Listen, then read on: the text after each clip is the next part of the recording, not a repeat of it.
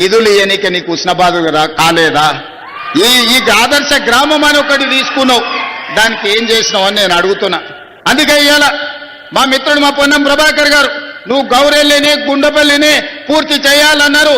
ఎన్ని నిధులైనా ఇచ్చి తొందరలోనే మీకు గౌరెల్లి రిజర్వాయర్ పనులన్నిటినీ పూర్తి చేపించే బాధ్యత ఈ ప్రభుత్వం తీసుకుంటుంది, కాంగ్రెస్ పార్టీ తీసుకుంటుంది. అదేవిధంగా మీ ఎమ్మెల్యే గారు చాలా ఇచ్చినా ఇంకేం ఆడాడు అనుకొని వచ్చిన. మీకు కాలేజీలు ఇచ్చినా, యంగ్ ఇండియా ఇంటిగ్రేటెడ్ స్కూళ్ళు ఇచ్చినా, మీకు రోడ్లు ఇచ్చినా, చాలా ఇచ్చినాక మా పొన్నమన్న సంతోషంగా ఉంటాడు అనుకున్నా. అది అయిపోయింది ఇచ్చింది అయిపోయింది, మళ్ళీ ఏం చేస్తావో చెప్పని మళ్ళీ కొత్త కాగితం ఇచ్చిండు. దీంట్లో చాలా ఉన్నాయి. ఉస్నాబాద్కు రింగ్ రోడ్డు కావాలన్నాడు, ఇంకా చాలా రాసిండు. ఇక్కడ అన్నిటినీ ప్రభుత్వ పాఠశాలలకు నిధులు కావాలన్నాడు. అదేవిధంగా పట్టణం చుట్టూ రింగ్ రోడ్ అడిగిండు, మున్సిపాలిటీకి అండర్ గ్రౌండ్ డ్రైనేజ్ ఏదో అడిగినట్టుండు. అదేవిధంగా చాలా వాటికి తాగునీటి నీళ్ల కోసం కూడా ఇవాళ నిధులు అడిగిండు. తప్పకుండా ఇక్కడికి వచ్చిన ఉస్నాబాదు మిత్రులకు మీకు ఒక్కటే మాట ఇవ్వదలుచుకున్నా, గత పాలకుల లెక్క ఉస్నాబాదును నిర్లక్ష్యం చెయ్యం. ఆనాడు సిద్దిపేటను, సిరిసిల్లను, గజ్వేలో మాత్రమే వాళ్లకు నియోజకవర్గాలుగా కనిపించినాయి, ప్రజలుగా కనిపించిందేమో.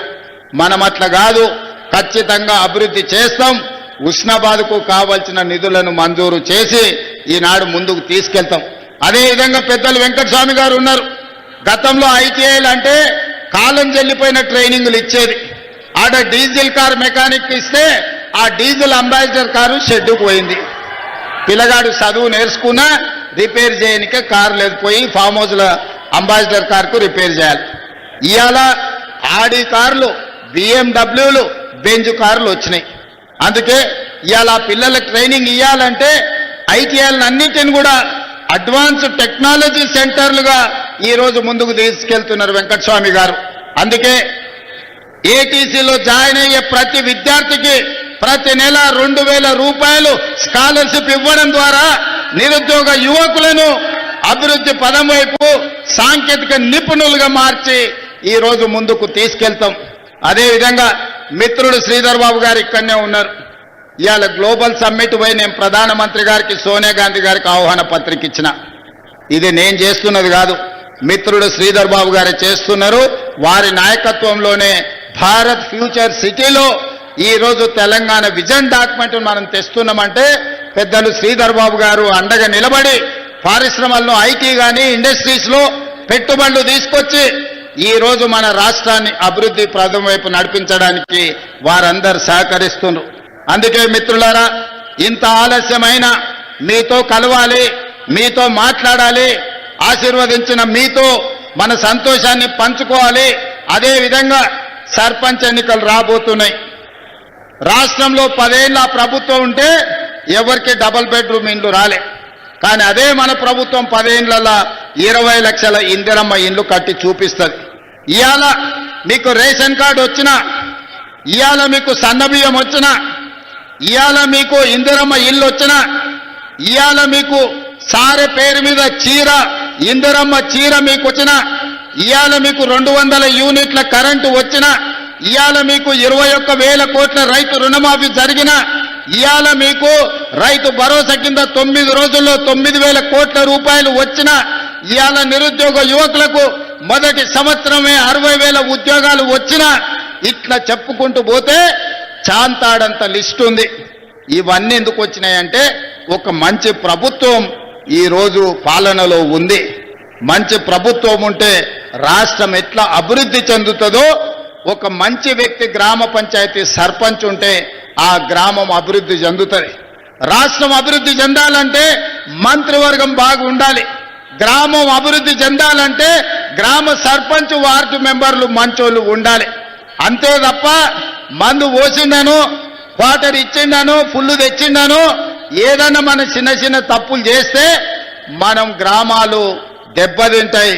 మంచోళ్ళని ఎన్నుకోండి, మంత్రులతో కలిసి పనిచేసేటోళ్ళని ఎన్నుకోండి, ఏదైనా ఈ ప్రభుత్వంతో కలిసిమెలిసి ఉండేటోళ్ళని ఎన్నుకోండి.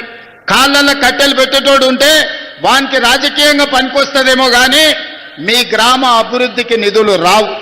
అందుకే ఈడున్న యువమిత్రులను 10 ఏళ్ళు రాజకీయాలు పక్కన పెట్టండి, మన సమస్యలను పరిష్కరించుకుందాం.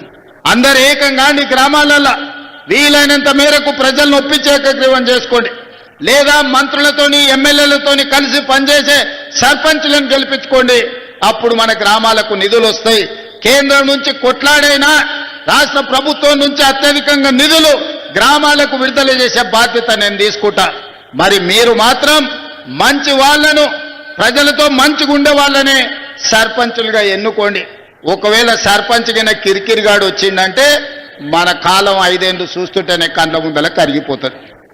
ఎక్కడైనా మన చుట్టం ఉంటే ఉండొచ్చు, ఏడ బావ అన్నా సరే కానీ వంకాయ తోట కాడ బావ అనొద్దని వెనకటి పెద్దోళ్ళే చెప్పారు.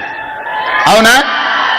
ఇక ఒకడొకడు ఉంటాడు, వాడు 3 ఏళ్లకు 33 దొడ్లు ఉన్నాయని పొంకనాలు చెప్పేటోడు వస్తాడు. ఇట్లాంటోళ్ళని కింద మీరు వార్డు మెంబర్లుగా సర్పంచులుగా చేసిరట్టే మీరు బుద్ధిమంతుడని సర్ది కడితే వాడు చక్కగా బొడ్రాయి కాడు వైపు భోంచేసి మళ్ళీ వచ్చి ఇంకేం పెడతామని అడిగిండు అనుకో, మీ ఊర్లన్నీ దెబ్బతింటాయి.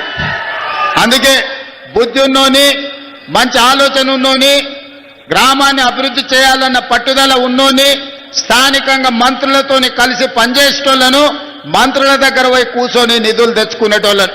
ఇవాళ హుస్నాబాద్కి ఎందుకు వచ్చినాయి నిధులు? పొన్నం ప్రభాకర్ ఎమ్మెల్యేగా ఉన్నాడు, మంత్రిగా ఉన్నాడు కాబట్టి ముఖ్యమంత్రి దగ్గర వచ్చి కూర్చొని కొట్లాడి నిధులు తెచ్చింది. రేపైనా మీ గ్రామాలకు నిధులు రావాలంటే ఆ సర్పంచ్ ఎమ్మెల్యే దగ్గరనో మంత్రి దగ్గరనో కూర్చొని ఈ ప్రభుత్వంలో నిధులు తెచ్చుకోవాలి. మంచిగా అడిగితే నిధులు వస్తాయి, మాట్లాడితే నిధులు వస్తాయి, మన సమస్యలు చెప్పుకుంటే నిధులు వస్తాయి. తద్వారా మన సమస్యలు పరిష్కారం అవుతాయి, గ్రామాలు అభివృద్ధి చెందుతాయి. మేము ఎన్ని వైరుధ్యాలున్నా కేంద్రానికి ఇన్నిసార్లు పోయి రాష్ట్రానికి అవసరమైన నిధులు తీసుకొస్తున్నాం. అందుకే ఈ గ్రామ పంచాయతీ ఎన్నికలు మన గ్రామాలలో వెలుగులు నింపే ఎన్నికలు. మీరు మంచోళ్ళని చూసి ఎన్నుకోండి. మీ గ్రామాలకు నిధులు ఇచ్చే బాధ్యత, ఈ తెలంగాణ రాష్ట్రాన్ని అభివృద్ధి చేసే బాధ్యత ఈ ప్రభుత్వం తీసుకుంటుంది. ఇంత ఆలస్యమైన ఇన్ని వేల మంది ఉండి ఆశీర్వదించడానికి వచ్చినందుకు